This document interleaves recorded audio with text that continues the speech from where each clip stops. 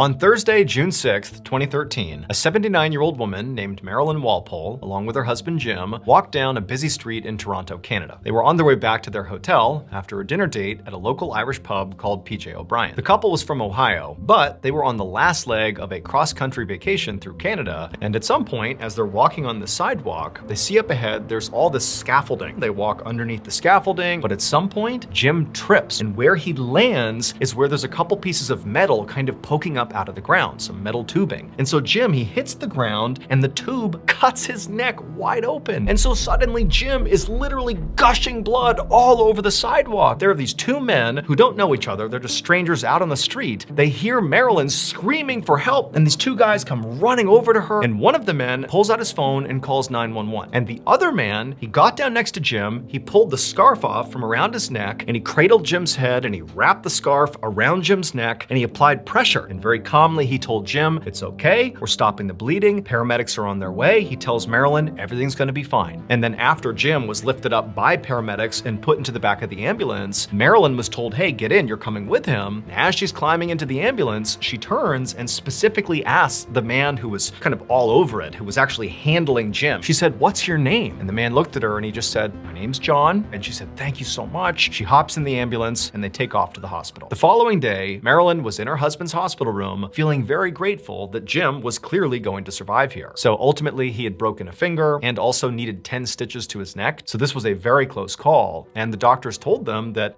because of the quick action of John and the other man who called 911, that very likely contributed to stabilizing him enough and be saved. Marilyn is determined that she needs to find these two men and thank them. But luckily, the following day, when Marilyn and Jim were back at their hotel, they got a call from the front desk saying that they had a visitor. And it would turn out it was the man who had called 911. He had been really concerned about Jim and Marilyn and wanted to figure out if they were okay, and he had discovered where they were staying, and so he had come to see them. Marilyn and Jim, they come down and they're so thankful, and they come to find out this guy is actually the owner of PJ O'Brien's pub, where they had gone to eat on the night Jim had fallen. And then also Marilyn's like, "Do you know the other guy, John?" And the owner of the pub, he sort of looked back at Marilyn with a smile on his face, and he's like, "Well, I don't know him personally. We just happened to be walking down the street when you called out for help, but I know who John is." Lots of people know who John is. John has this skill. He's this really charismatic, really commanding presence where every time he's in a room, people just look to him and think, "Oh, he's got to be in charge." And he carries that X factor on screen. Every role this guy plays in movies and TV shows, he is the leader. And so from that day forward, Marilyn and Jim had a brand new favorite actor, John